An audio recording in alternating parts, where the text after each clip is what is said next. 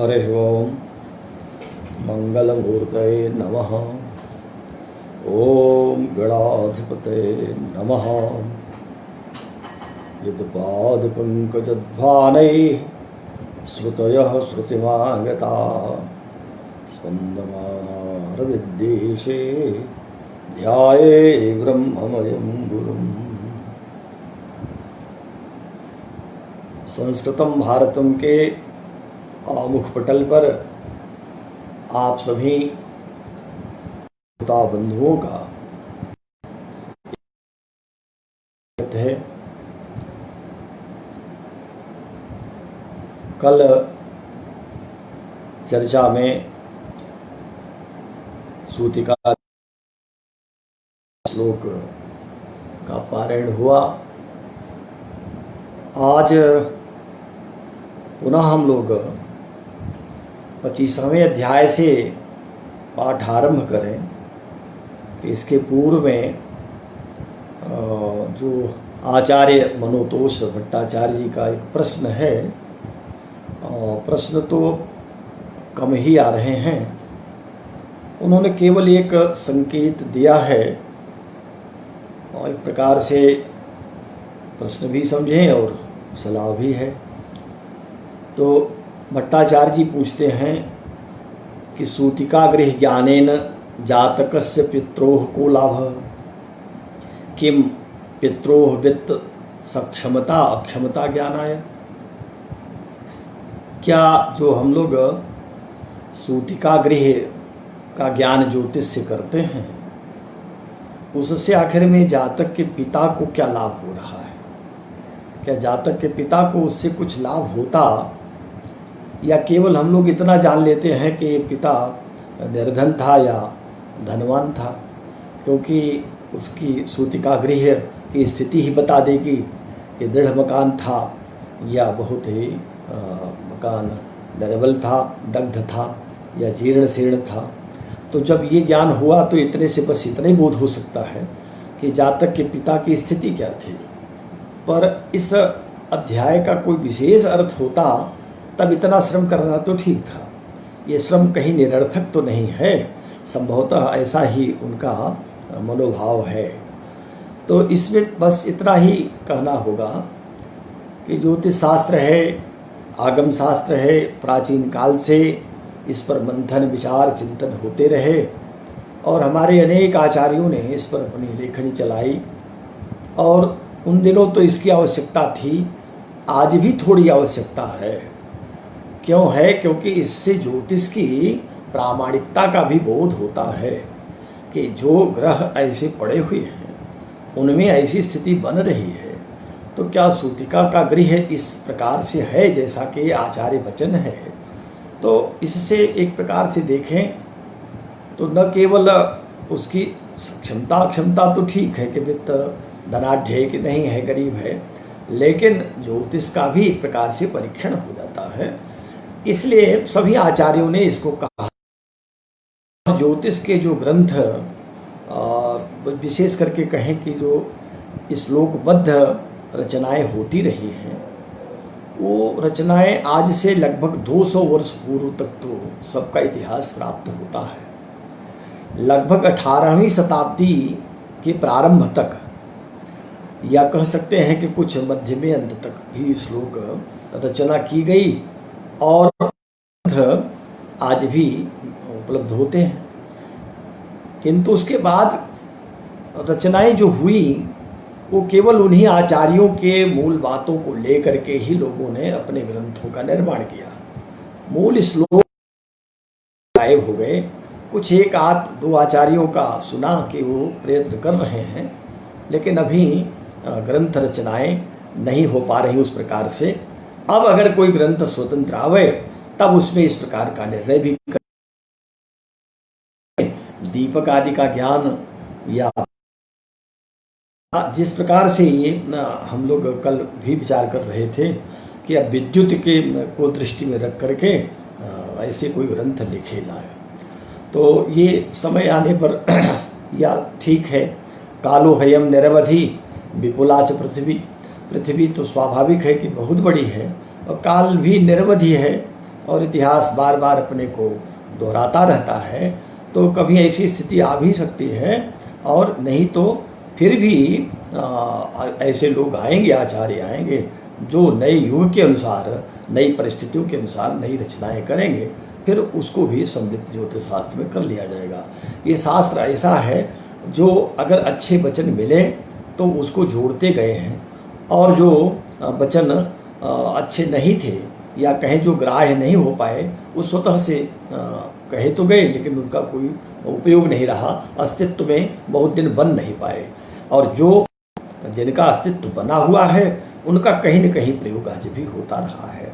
इसलिए इस बात को यही मान करके चलें कि उसके वित्त का तो ज्ञान होता ही है, उसकी परिस्थिति का ज्ञान तो होता है, पर ज्योतिष की प्रामाणिकता के लिए भी इसकी आवश्यकता है।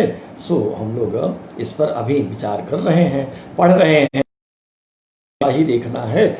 इसलिए ऐसे ही प्रसंगों को छोड़ना नहीं, उनको भी देखना आवश्यक है।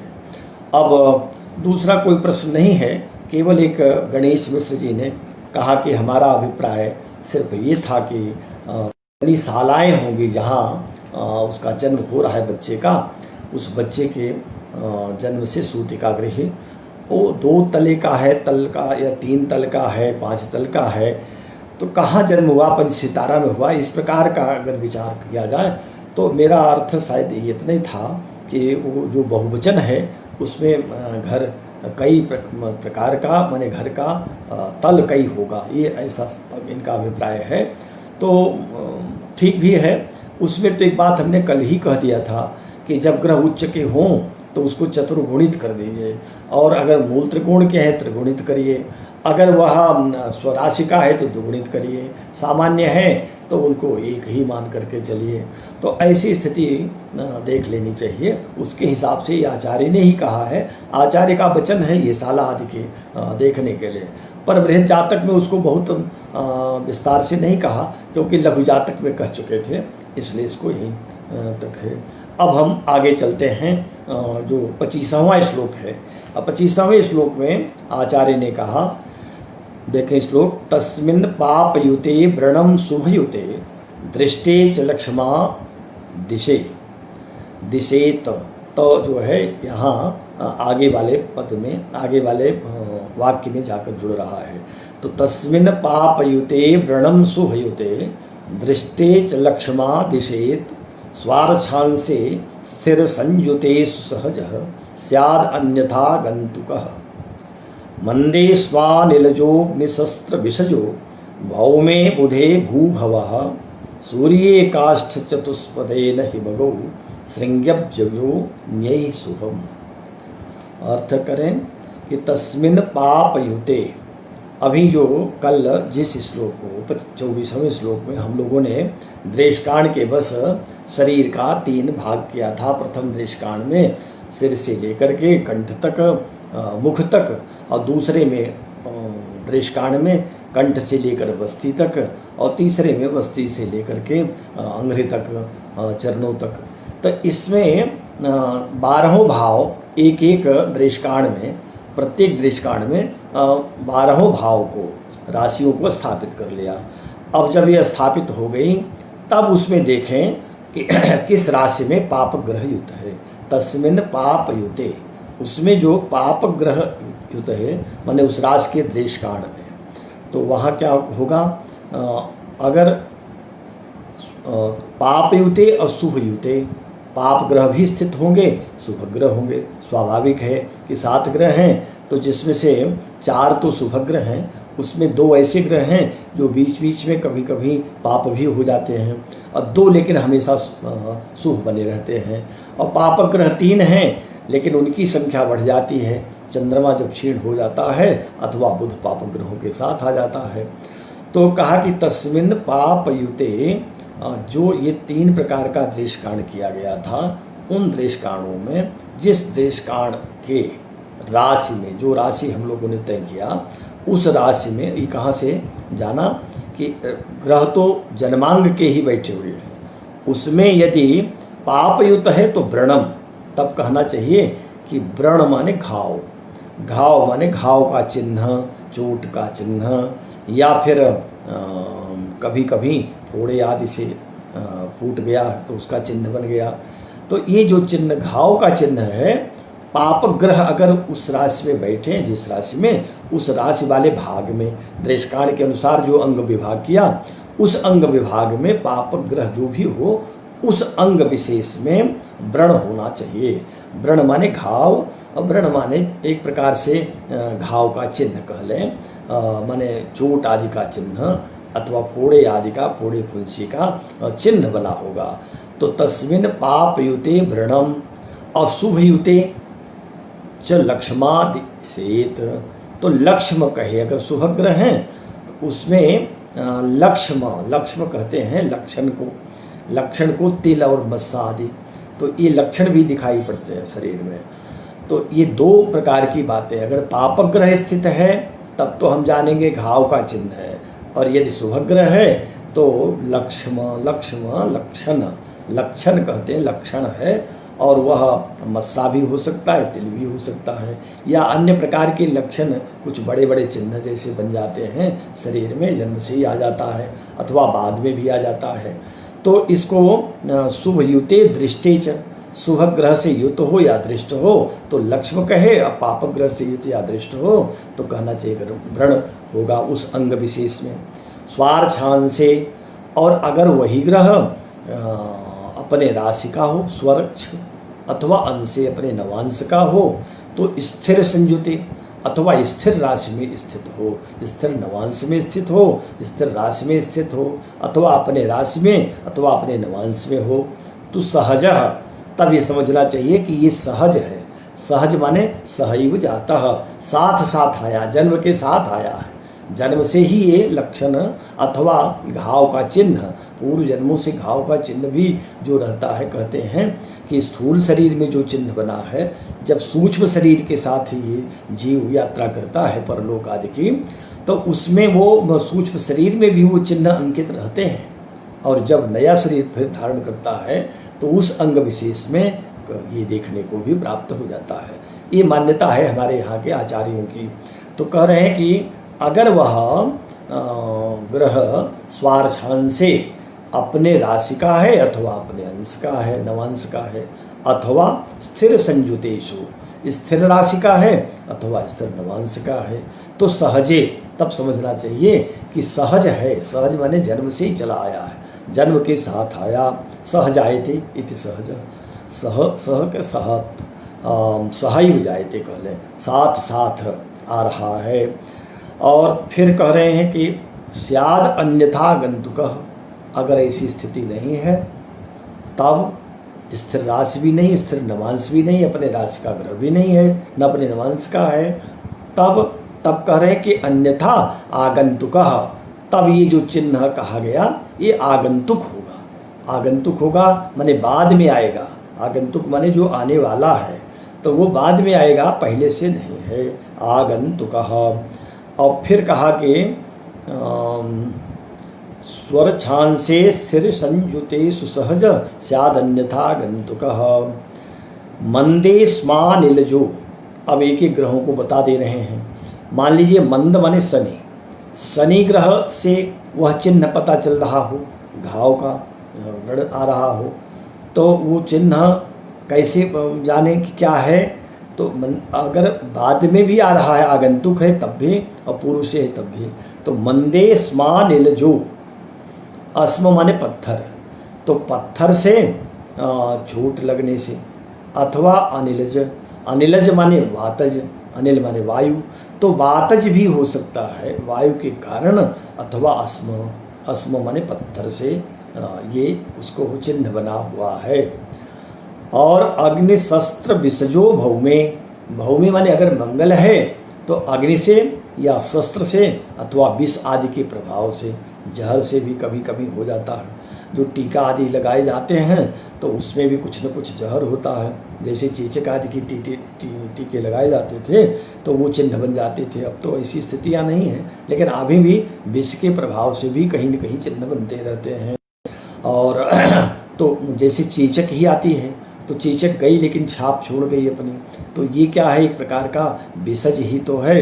तो ये विसज भी जो है वह भी शस्त्रज या अग्निज, तीनों प्रकार से, अग्नि के जलने से, अस्त्र शस्त्र के प्रभाव से अथवा विष से, अगर मंगल है तो ये जानना चाहिए कि चिन्ह बना, चाहे चोट का चिन्ह हो या लक्षण ही क्यों न हो। अथवा फिर कहा कि बुधे भूभवः, अगर बुध है तो भूभवः माने पृथ्वी पर ही, पृथ्वी पर माने गड्ढे आदि में गिरने से भी हो सकता है, अथवा मिट्टी के ढेले आदि से, अथवा दीवाल आदि से। तो पृथ्वी में होने वाले जो भूभवः, पृथ्वी द्वारा उसको चोट है। सूर्य काष्ठ, और सूर्य यदि है तो काष्ठ माने लकड़ी के द्वारा, लकड़ी से चोट लग सकती है। चतुष्पदेन, अथवा चतुष्पद के द्वारा, चतुष्पद माने कहते हैं चार पैर वाले, पहले से लोग तो चार पैर के जो पशु आदि हैं, तो पशुओं के द्वारा भी चोट लग सकती है, चिन्ह बन सकता है, अथवा काष्ठ लकड़ी की चोट से। हिमगौ श्रृंग्यब्ज, अगर हिमगौ माने चंद्रमा है तो श्रृंगी, श्रृंगी माने जो गाय भैंस बैल आदि जो सींगधारी पशु हैं, इनके लिए अलग से। अच्छा, तब चतुष्पदे सूर्य में भी कह दिया, तो सूर्य का चतुष्पद बिना सींग वाले, और जो सींग वाले हैं उनको चंद्रमा में कर लीजिए।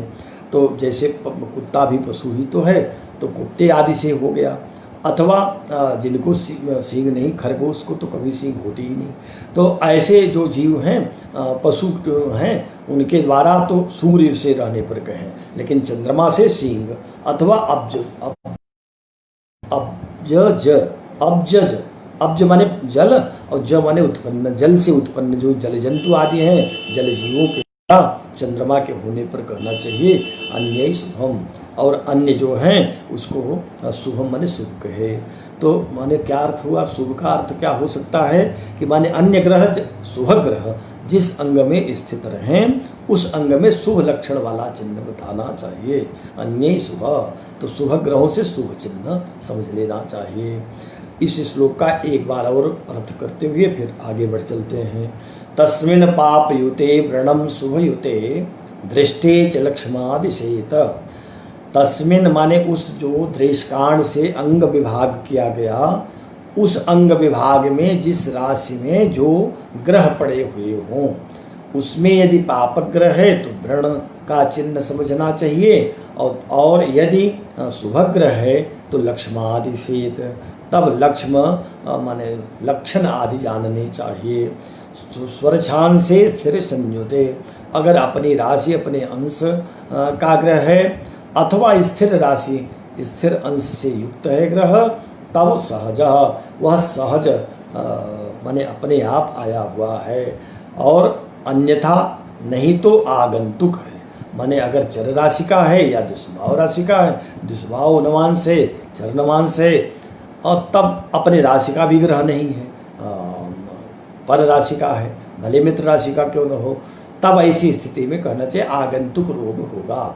आगंतुक रोग नहीं, आगंतुक चिन्ह, और वह चिन्ह जो है वह लक्ष्म का भी हो सकता है, लक्षण आदि का और घाव आदि का। फिर कहा मंदे स्मा, अब एक एक का वो गिना दिया कि मंदे शनि से अस्मा माने पत्थर का, और अनिलज माने वातज भी समझना चाहिए। वायु आदि के वेग से या वायु दोष से भी कभी कभी चोट के चिन्ह लग जाते हैं, या कोई ऐसा शल्य क्रिया आदि होती है उससे भी चिन्ह बन जाते हैं। तो वातज, और कैसे मंदे स्मा अनिलजो अग्निशस्त्र विसजो, और अगर भव में मंगल है तो अग्नि से, शस्त्र से या विष के द्वारा।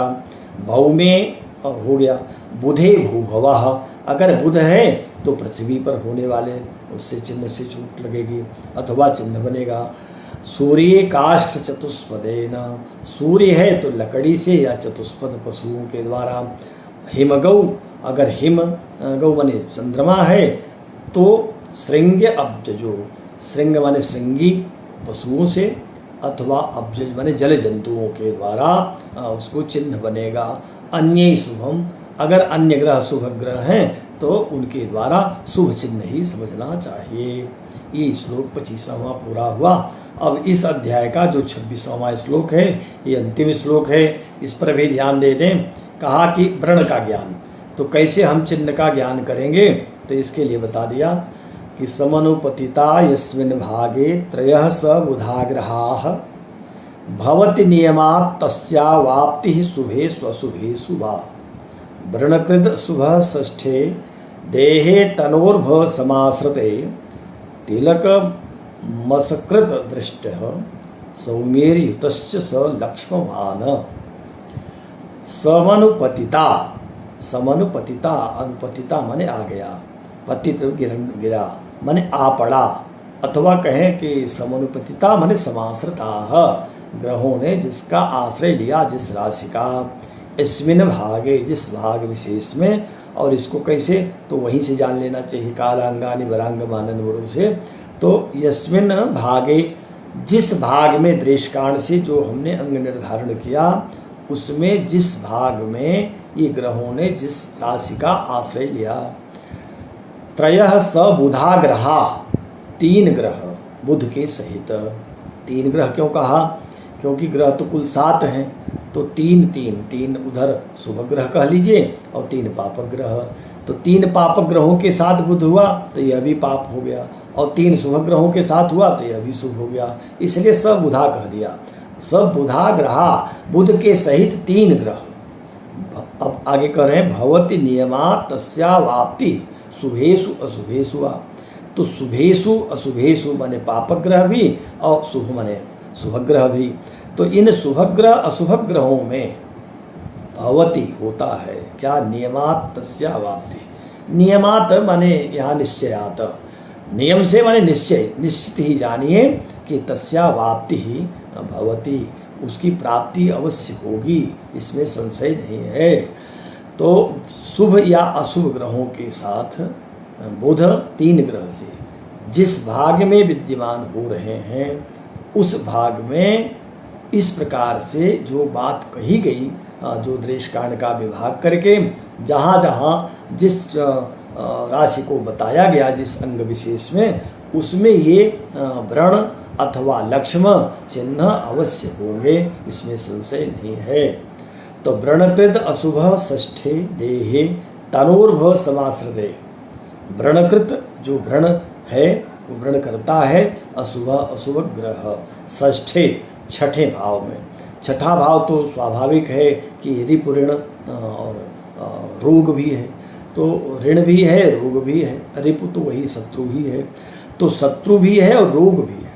अच्छा, शत्रु जितना सामने वाले शत्रु कष्ट नहीं देते, उससे कहीं अधिक कष्ट देते हैं जो ये रोग होते हैं। रोग छिपे हुए शत्रु होते हैं और ये सामने वाले शत्रु तो प्रत्यक्ष होते हैं। इनसे तो आप लड़ भी लेते हैं, लेकिन जो ग्रह जो शत्रु रोग के द्वारा आते हैं, उनसे लड़ने में बड़ी कठिनाई होती है, क्योंकि अज्ञात शत्रु तो बहुत भय देता है। और आज का जो ये समय चल रहा है, जिसके कारण लॉकडाउन हुआ, उस रोग को भी आप प्रत्यक्ष कहाँ देख पा रहे हैं। इसको अभी परीक्षण से भी नहीं पकड़ में आ रहा है। इसका अर्थ है कि यह अज्ञात शत्रु ही है। तो रोगा हरन्ति सततम प्रबला शरीरम, ये नित्य प्रबल होकर के शरीर को ही तो नष्ट करने में लगे रहते हैं। इनका कार्य ही है शरीर को क्षय करना, तो ये शत्रु का काम करते हैं, इसलिए छठा भाव। तो व्रणकृत अशुभ षष्ठे देहे, देह में उस शरीर भाग में जो छठा भाग है, उसमें जो अशुभ ग्रह पड़ा हुआ है, उस अशुभ ग्रह का जो व्रण कहा गया, वो व्रण जानना चाहिए। तनो भ समाश्रिते, तनो माने शरीर में, भ माने राशि। तो भ राशि को कैसे जाने, शरीर की राशि, वही जो कालांगानि वरांग मानन गुरु, तो उस हिसाब से जान लिया था। तो वो तनो सुबह कहा तनो भ समाश्रिते, तनो माने शरीर में जो राशि छठे भाव में आई, उसमें जो अशुभ ग्रह पड़ा हुआ है, निश्चित ही समझना चाहिए कि उसके द्वारा जो व्रण या चिन्ह कहा गया, उस प्रकार का अवश्य देगा। और तिलकम मसकृत दृष्टि सौम्येर युत, सौम्य ग्रह दृष्ट देखे अथवा युत हो उसमें छठे भाव में, तब वहाँ व्रण न कह करके तिलक मसक, मसा मस्सा और तिलक, तिलक माने तिल, तो तिल होते हैं या मत्स्य आदि, इसको शुभ ग्रहों से जानना चाहिए। और स लक्ष्मवान, वही लक्ष्मवान वन चिन्हवान होगा, उसी प्रकार का चिन्ह रहेगा। इसको एक बार और फिर से समझ करके फिर इस अध्याय को समाप्त करें। कहा कि समनुपतिता यस्मिन् भागे त्रयः स बुधा ग्रहा, जिस भाग में दृष्कांड के जिस भाग में जिस राशि विशेष में सबुधा बुध के सहित त्रयः ग्रहा, 3 ग्रह, पापग्रह 3 अथवा 3 शुभ ग्रह, तो जिसके साथ ये बुध होगा उसके अनुसार समनुपतिता, जहाँ इन्होंने जिसका आश्रय लिया, जिस राशि का, राशि विशेष का समाश्रिता, समनुपतिता समाश्रिता भवति नियमात, नियमात माने निश्चयात, भवति निश्चित होता है, तस्यावाप्ति उसकी प्राप्ति माने उस व्रण की अथवा उस चिन्ह जो लक्ष्म है, लक्षण का अवश्य प्राप्त होता है। तनोर्भ समाश्रिते शुभेषु अशुभेषु वा, वो शुभग्रह हो चाहे अशुभग्रह हो, शुभग्रहों से केवल लक्ष्म समझिए चिन्ह मात्र, चिन्ह माने लक्षण आदि, और अशुभग्रहों से भाव आदि समझिए।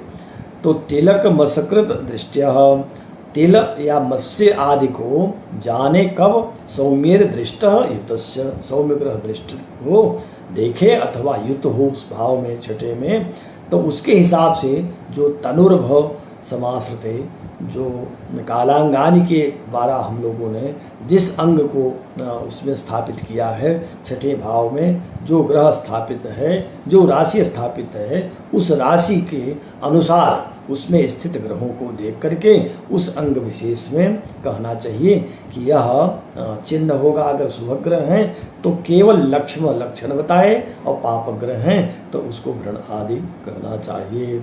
अब इस प्रकार से 26वां श्लोक पूर्ण हो गया, और कह रहे श्री इति श्री वराह मिहिर कृते बृहद जात के सूतिकाध्याय 5वां। अब आचार्य वराह मिहिर कृत बृहद जातक के सूतिकाध्याय का 5वां अध्याय पूरा हो गया। तो 5 अध्याय पूरे हो गए, तो हम लोग आज 5वीं सीढ़ी पर आ गए, पार कर लिया। अब छठे में प्रवेश किया जाए। एक एक अध्याय एक एक समझे कि सीढ़ी है, उस सीढ़ी को पार करते चल रहे हैं, और जब 28वें सीढ़ी पर आएंगे तो ग्रंथ का उत्तरार्ध भी आएगा, माने समापन होने की स्थिति आ जाएगी, और तब हम लोग फिर निश्चित ही ईश्वर को धन्यवाद करेंगे, क्योंकि बिना उसकी कृपा के तो पत्ते भी नहीं हिलते। तो उसी की कृपा से ये पाठ चल रहा है और आप लोगों का सहयोग प्राप्त हो रहा है। अस्तु, अब 5वां अध्याय समाप्त हुआ। छठा अध्याय है अरिष्टाध्याय, इसका नाम ही अरिष्टाध्याय रखा है। ये अरिष्ट शब्द जो है ये ऋष हिंसायाम धातु से बनता है। इसमें अक्तरी कर्तरी क्त करते हैं, कर्तरी अक्त प्रत्यय जब करेंगे तो ऋष और अक्त मिल करके रिष्ट बन जाएगा। इसमें फिर नए समास कर दें तो नए समास करने से अरिष्ट बन जाता है, नए में न बचेगा, अ का न हो जाता है। तो ये नए समास भी जो होता है ये कहा गया कि 6 प्रकार का होता है। तद सादृश्यम, तदन्यत्वम, तदल्पत्वम, विरोधिता, अप्राशस्य भावस्य, नयर्था षट प्रकीर्तिता। ये नय जो है 6 प्रकार से कहे गए। कौन कौन 6 है? तद सादृश्यम, एक तो सादृश्य अर्थ में, सादृश्य माने समानता के अर्थ में, तदन्यत्वम या दूसरे अर्थ में, और तदल्पत्वम, अल्पता के अर्थ में भी नय होता है, ईसद अर्थ में भी नय कहा गया। तदल्पत्वम और तद सादृश्यम, तदन्यत्वम, तदल्पत्वम, विरोधिता, बिल्कुल विरोध के अर्थ में, विपरीत अर्थ में। अप्राशस्य और निंदनीय अर्थ में भी, अभावस्य अभाव अर्थ में भी, जैसे अनुदरी कन्या आदि। अभावस्य, नयर्था षड प्रकीर्तिता, ये नए 6 प्रकार के कहे गए। तो इस 6 प्रकार के नए में एक प्रकार जो ये अरिष्ट है, इस अरिष्ट को ये मत समझे कि सर्वथा ये अहितकारी ही अरिष्ट है। अरिष्ट के 2 अर्थ होते हैं, और ये देखेंगे तो आप आयुर्वेद में भी एक अरिष्ट होता है, आप लोगों ने सुना तो है ही, कभी सेवन भी किया होगा। जैसे कुटजारिष्ट होता है, अमृतारिष्ट आदि होता है, कई अरिष्ट आयुर्वेद वाले बनाते हैं। तो अगर सर्वत्र ये अरिष्ट का अर्थ हम लोग वही ले लें जो अपने ज्योतिष शास्त्र में लेते हैं, तो वह अर्थ भी ठीक नहीं होगा। ये अरिष्ट इष्ट अर्थ में भी नैषध क्या कहते हैं, अमरकोशकार ने एक रिष्ट भी इसका अर्थ किया, रिष्ट माने कल्याणकारी भी अर्थ कर दिया है। तो जब दो अर्थों में ये अरिष्ट होता है, हम जिस अर्थ को कर रहे हैं उसका अर्थ तो उत्पात समझे। अरिष्ट माने ज्योतिष में एक प्रकार का उत्पात, अथवा कह लीजिए अशुभता, अथवा कह लीजिए कि मरण चिन्ह, मृत्यु के जो चिन्ह होते उस अरिष्ट को अरिष्ट कहा, या उपद्रव, उपसर्ग, कुछ भी कहिए। इस अर्थ में हम लोगों ने ज्योतिष शास्त्र में अरिष्ट को माना। लेकिन यही इन लोगों को देखिए, आयुर्वेद वालों को, तो वो अरिष्ट को कहते हैं ये तो कल्याणकारी है। तो ये समस्या बनी रही अमरकोशकार के सामने कि अरिष्ट को हम माने शुभ माने कि अशुभ माने, क्या कहें, क्योंकि आयुर्वेद में तो ये अरिष्ट कल्याणकारी होता है, रोग का शमन करता है।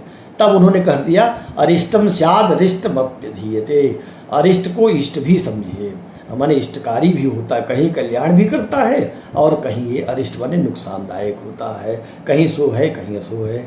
तो ये हम लोग अरिष्ट अशुभ के अर्थ में ले रहे हैं। मरण का जो चिन्ह होता है उस अर्थों में आचार्य वराहमिहिर ने अरिष्ट कहा, अरिष्टाध्याय कहा। और वराहमिहिर से पूर्व भी जो हमारे प्राच्य मान्य आचार्य हुए सबने अरिष्ट की चर्चा किया। और अरिष्ट तो ज्योतिष का एक मुख्य विषय ही है, अरिष्ट भी है और आयु भी है। आयु और अरिष्ट दोनों को जानना आवश्यक है, क्योंकि हम लोगों की जो जीवन यात्रा है वो ज्योतिष का मूल प्रयोजन तो यही है ना। आयुष्य लोक यात्रा च वे शास्त्रेस्मिन् प्रयोजन है।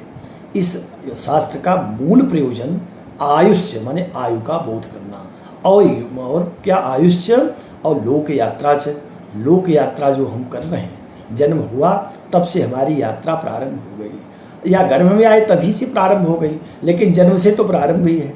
अब उसके बाद जब तक ये शरीर में प्राण है तब तक यात्रा होती रहेगी, और जब ये प्राण निकलेंगे तब महायात्रा कर जाएंगे, महाप्रयाण इसको कह लीजिए। तो जब महाप्रयाण हो जाएगा तब यात्रा इस लोक की समाप्त होगी। अब जिस लोक की होनी होगी होगी। तो इसको कहेंगे कि जो यात्रा है लोक यात्रा, इसको जानना हमारे ज्योतिष का मूल प्रयोजन है। तो अब इसमें देखें तो 9 प्रकार का कह लीजिए, या 10 भी प्रकार हो सकता है, 10 प्रकार का विभाग किया गया है लोक यात्रा के लिए। तो इसमें एक तो पहला जो सबसे पहले है उसको सद्योरिष्ट योग कहा गया। सद्योरिष्ट योग का अर्थ है कि जल्दी ही मृत्यु हो जाएगी, और ये सद्योरिष्ट बस 1 वर्ष पर्यंत मृत्युदाह, बस 1 वर्ष के अंदर ही मृत्यु होने को सद्योरिष्ट योग कहा ज्योतिर्विदों ने। और दूसरा फिर कहा कि बालारिष्ट योग। तो बालारिष्ट जो योग है वो दूसरे वर्ष से लेकर 12 वर्ष पर्यंत 12 वर्षों तक उसको कहा कि बालारिष्ट योग। इसमें कभी भी मृत्यु हो सकती है, अथवा केवल कष्ट आकर के कष्ट दूर हो सकता है। और तीसरा है योगारिष्ट योग। योगारिष्ट योग भी होता है।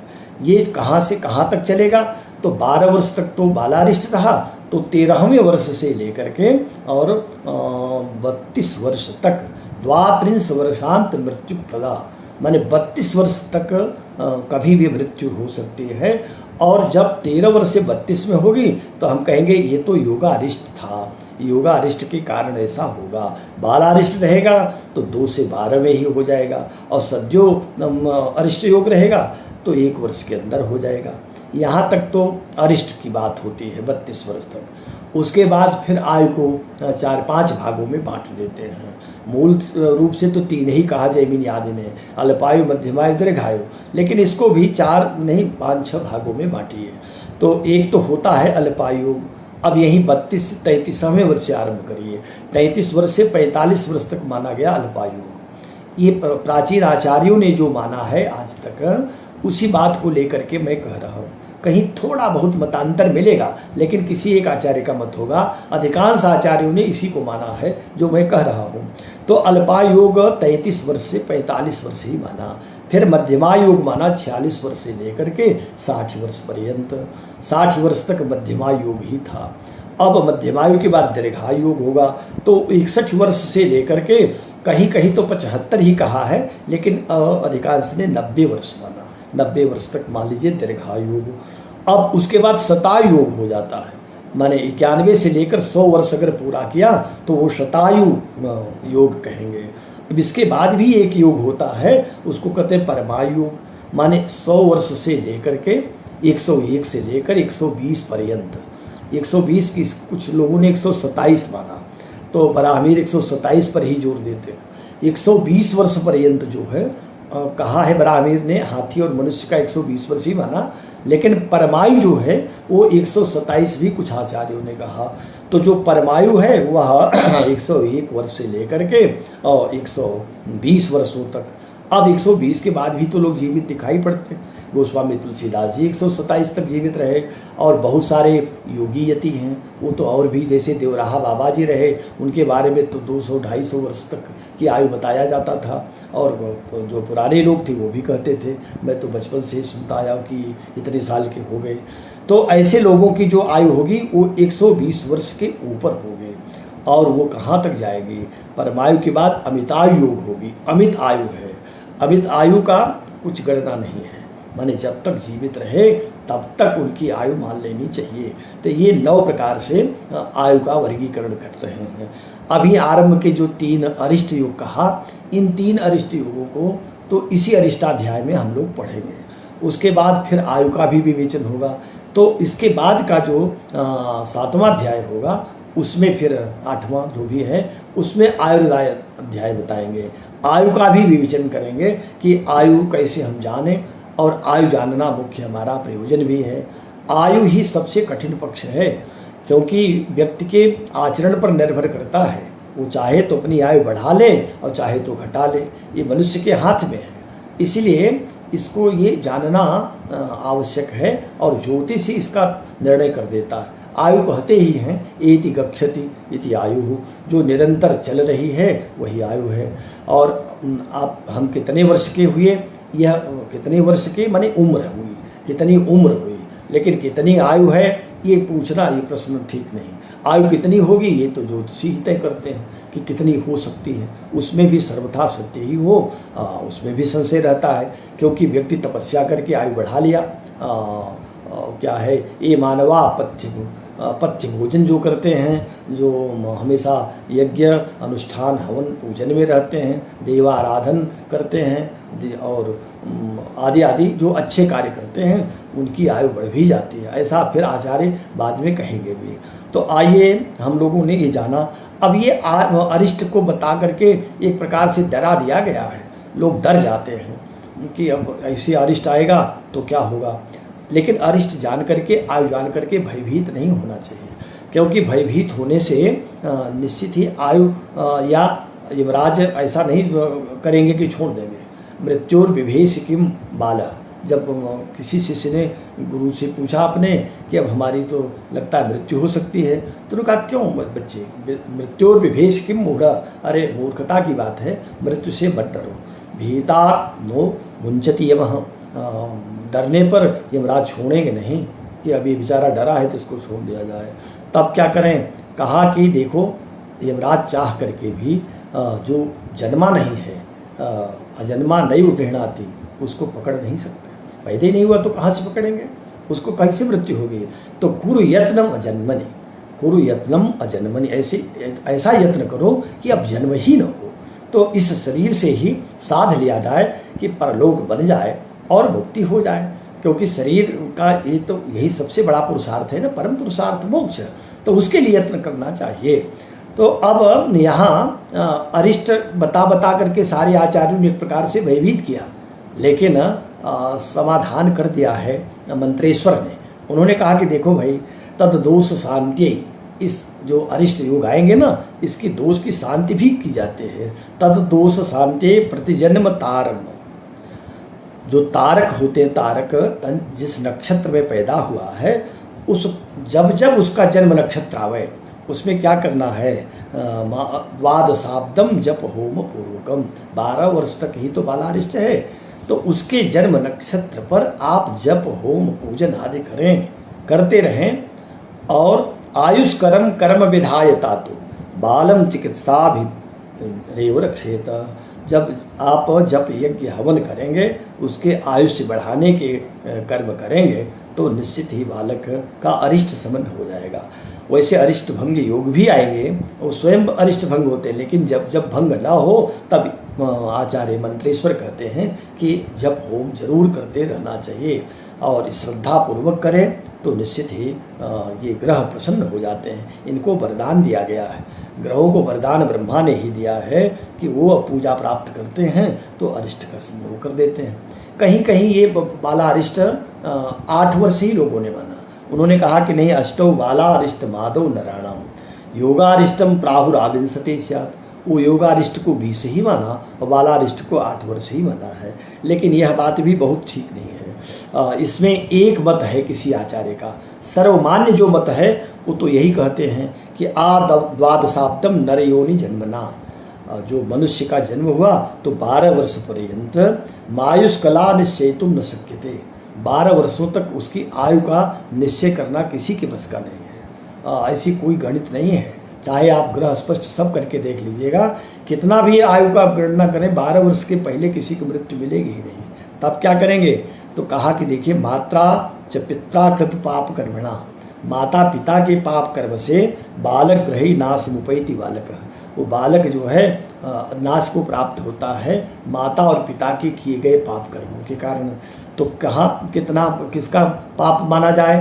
तो कहा आद्य चतुष्के जननी कृताघई, जब 4 साल तक रहेगा माँ के कृताघ अघ कृत माने पाप के कारण बच्चे का विनाश होगा। मध्य च पित्रार्जिते, और मध्य माने 4 वर्ष, 4 का 5 से 8 वर्ष तक पिता के द्वारा पाप पितृपाप संघई, उसके पाप कर्मों का परिणाम भोगना पड़ेगा। और उसके बाद फिर 4 साल तो और बचा 12 में, तो बालह तदंत्यासु चतुर सरस्सु, अब जो बचा 4 साल वो बालक का अपना स्वकीय दोष ही समुपैति नाशम, अपने ही दोष के कारण उसके कृतकर्मों का जो परिणाम होगा वो 4 वर्ष उसका है। इसलिए 8 वर्ष तक इतना मानना चाहिए कि 4 वर्ष तक माता के और फिर 4 वर्ष उसके पिता की ग्रह स्थितियों का जैसा परिणाम है वही परिणाम उस बालक को प्राप्त होगा। तो ये बात अरिष्ट में 12 वर्षों तक माननी चाहिए, और 8 वर्ष जो किसी आचार्य ने कहा इसीलिए कहा कि माता पिता के उससे है। अच्छा अस्तु, इस बात को यही छोड़ते हैं, अभी इसमें बहुत सारी बातें रह जाती हैं, लेकिन हम लोग पढ़ते चले क्योंकि पढ़ने का मूल हम लोगों का वो है विषय, और इस पाठ को पूरा भी तो करना है, तो अपना ये व्याख्यान तो अलग की चीज़ें होते हैं। अब आप अरिष्टाध्याय का पहला श्लोक ध्यान दें। कह रहे हैं संध्यायाम हिम देधित होरा पापैर्भांत गतैर्निधनाय प्रत्येकम शशि पाप समेत केंद्रैवा सुविनाश मुपैति। संध्यायाम, संध्या काल में, संध्या काल 2 होता है। संधि कहते हैं जब दिन का समापन हो, समाप्त हो रहा हो, रात्रि आरंभ हो रही हो। और ये संध्या भी ऐसा नहीं समझना चाहिए, भगवान के जो 14 चर हैं उसमें एक चर संध्या भी है, दोनों संध्याएं हैं, दोनों को चर कहा गया। माने निरंतर ये खबर रख रहे हैं जीवात्मा की। कौन कौन है ये 14? भागवत पुराण में आया है। वो क्या? सूर्योग्नि खम मरुद गावः सोमो संध्या हनिर्दिशः कंकुकाल धर्मैति हेते देह्यस्य साक्षिणः। ये देही के देही मन जीवात्मा के साक्षी होते हैं। प्रतिदिन का, प्रत्येक क्षण का, एक एक क्षण का, ये एक एक त्रुटि का कह लीजिए, वो ध्यान रख रहे हैं कि आप क्या कर रहे हैं, क्या करने जा रहे हैं। तो कौन कौन रख रहा है ध्यान? सूर्य, एक तो सूर्य रख रहे हैं। खम आकाश, आकाश से बच करके तो कहीं नहीं जा सकते। आकाश जहाँ रहेंगे आकाश के बिना रह ही नहीं सकते। को अवकाश की नभ बिन पावई, बिना आकाश के अवकाश ही नहीं मिल सकता। इसलिए आकाश भी देख रहा है, सूर्योग्नि, अग्नि भी देख रही है। सूर्योग्नि खम मरुद, मरुद माने वायु, वायु प्राणवायु तो चल ही रही है, वो भी हिसाब किताब कर रहा है। मरुद गावह किरणें अथवा अंतःकरण कर लीजिए, इंद्रिया, अंतरेंद्रिय जो है मन बुद्धि चित्त अहंकार, ये भी देख रहे हैं। सूर्योग्नि खम मरुद गावह सोमो, सोम तत्व, जो सोम चंद्र भी कहिए, सोम तत्व। संध्या, यही संध्या बता रहा था। दोनों संध्याएं जो हैं ये देख रही हैं। हनिर दिन और रात्रि, कंग जल, कु माने पृथ्वी, काल, काल माने समय, और धर्म, हेते, ये कुल 14 हो गए। हेते देह्यस्य साक्षिणः, ये इस देही माने जीवात्मा के साक्षी हैं। ये बराबर प्रतिक्षण देख रहे हैं। इसलिए कभी मन में कोई विचार आवे, कभी मन में कुमति आवे, कभी किसी प्रकार का बुरा विचार आ जाए तो तत्क्षण उसी क्षण जान लेना चाहिए, अरे अरे भगवान के चौगचर सभी एक दृष्टि लगाए हुए हैं, मुझसे ही अपराध हो जाएगा, ऐसा नहीं करना है। और तत्क्षण अपने मन को समाधान कर लेना चाहिए। ऐसा करने से लोग तो सुधरेगा पर लोग भी बनेगा। कभी भी लोभ के बस हो करके, काम के बस हो करके, क्रोध के बस हो करके अपराध बुरे काम नहीं करने चाहिए। अच्छा, अब आइए संध्यायाम पर विचार करिए। संध्या को कहाँ से कहाँ तक माने? संध्या तो सूर्यास्त हो गया, संध्या हो गई तो इसी को मान लें। कहा कि नहीं, संध्या कहते हैं संगीता, यहाँ तो संध्या ही कह दिया था, महावीर ने और कुछ कहा नहीं। आचार्य जी जब कुछ प्रकाश डालते तो समझ में आता कि संध्या का मान कहाँ तक कहा। तब उन्होंने कहा कि संध्यायाम, इसको देखिए उसके बृहद संहिता को, जो आचार्य कृत ही है, बृहद संहिता में कहा अर्धास्तमयात संध्या, जब सूर्य का आधा मंडल अस्त हो जाए, अभी आधा मंडल बचा रहे। कहा था ना, सूर्य मंडल उदय होने में अथवा अस्त होने में 8 मिनट लगते हैं। तो सूर्यास्त जो लिखा है पंचांगों में उसी को आप समझिए। तो उस सूर्यास्त के आधे मंडल को माने जब 4 मिनट शेष रह गया और उसके बाद कहाँ तक चलें, तो कहा अर्धास्तमयात संध्या व्यक्ति भूता न तारका यावत, और जब तक तारे स्पष्ट नहीं हो जा रहे हैं, तारे स्पष्ट नहीं होते, इसमें बिल्कुल लगभग 20 मिनट लग जाता है। आप कितने भी तेज प्रखर नेत्रों वाले हों, हाँ कभी कभी कोई तारा बहुत जो चमकीला तारा होता है वो दिखाई पड़ जाता है, तो एक तारा के दिखाने से मत ही तारे स्पष्ट होने लगे कि तारे निकल आए हैं, तब उसको जानिए कि अभी ऐसा होने में कम से कम 20 मिनट का समय लगता है। तो कुल 24 मिनट माने 1 घटी पर्यंत संध्या का काल कहा गया।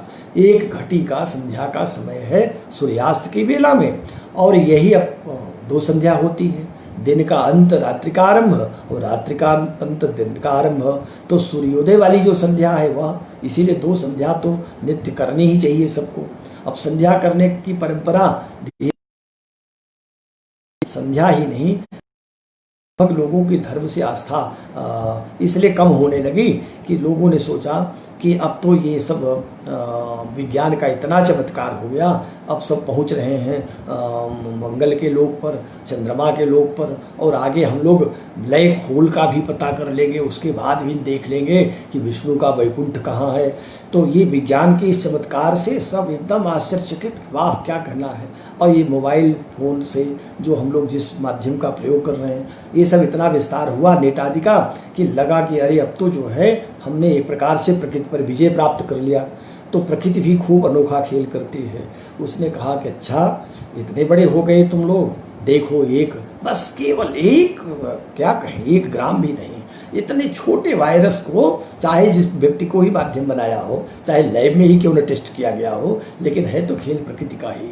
तो उसने ऐसा खेल किया कि पूरा विश्व, सारे सब सैटेलाइट धरे रह गए, सबकी जो है जितना छोड़ा होगा, चाहे जिस लोक में गई वो इंतजार कर रहे हों, और चाहे जितना भी इस वैज्ञानिक उन्नति ने परमाणु बम बना लिए हों, लेकिन सब धरे के धरे रह गए, क्योंकि प्रकृति के आगे सब बौने हैं। ये तो तिनके की तरह मनुष्य की स्थिति है।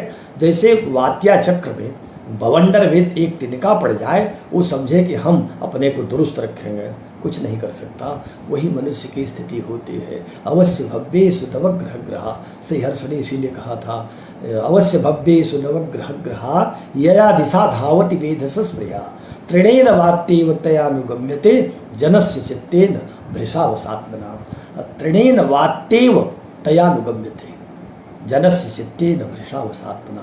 तो यया दिशा धावति वेधस स्पृहा, विधाता की स्पृहा माने प्रकृति ही तो है, प्रकृति ही सब निर्माण कर रही है, यही संयोजन करती है। तो इसलिए श्रद्धा कभी समाप्त नहीं करनी चाहिए, श्रद्धावान बने रहना चाहिए। श्रद्धा बना करके संध्या होता था।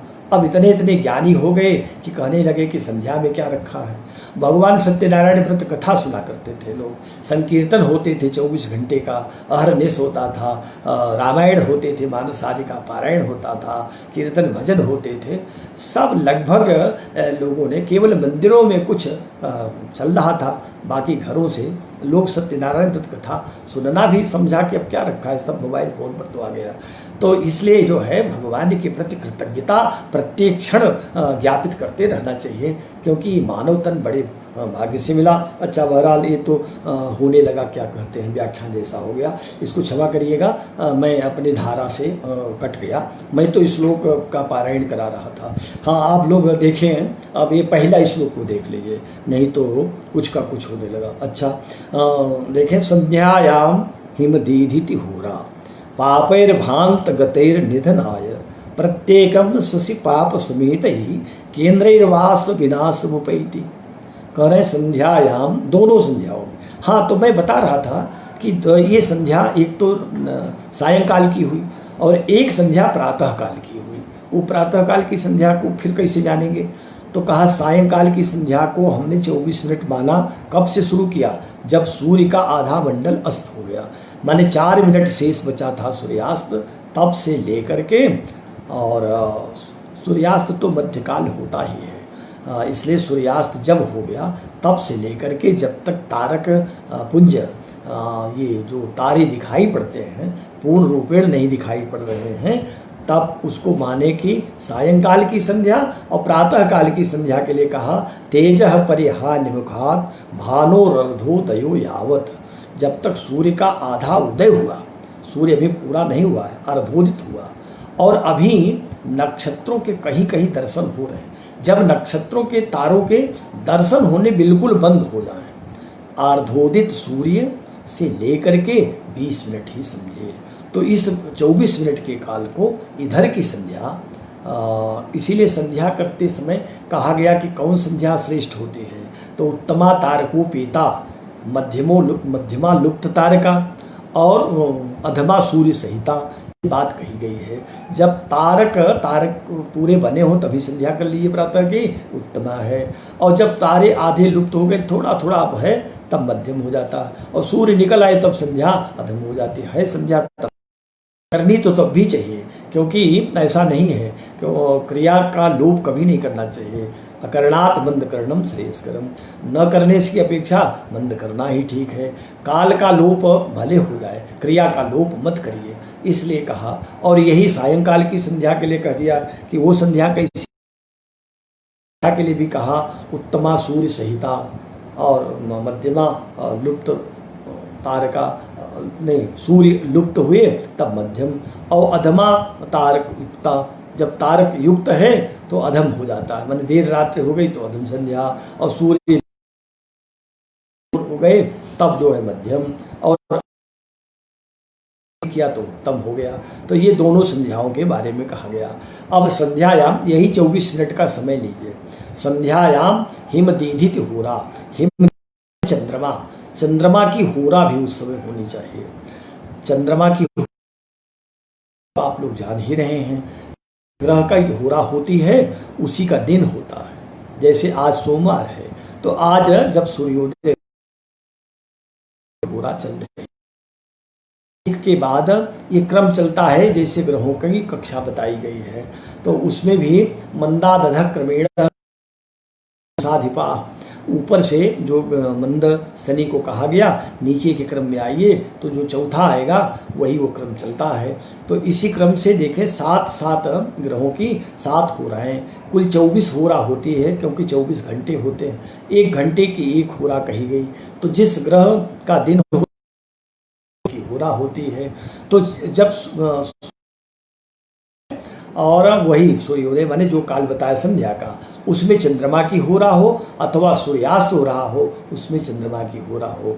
चंद्रमा की होरा भी होनी चाहिए और संध्या काल भी रहना चाहिए, ये दोनों बातें तय हैं। होरा और पापैर भांत गतेर निधन आया, पापै भांत राशियों का अंत हो रहा हो, माने अंतिम नवांश जो होता है वह भी अंत की ओर आ जाए। राशि का जहाँ दूसरे राशि से संधि की बेला आ जाए, राशि संधि भी होती है प्रत्येक राशि अंत हो, दूसरी रात इसका उदय होता है। तो ये जो मिलन है ये भी एक प्रकार का अरिक्ष संधि है।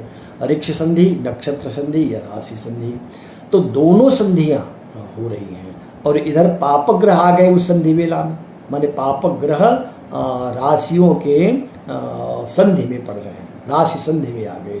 पापेर भाव,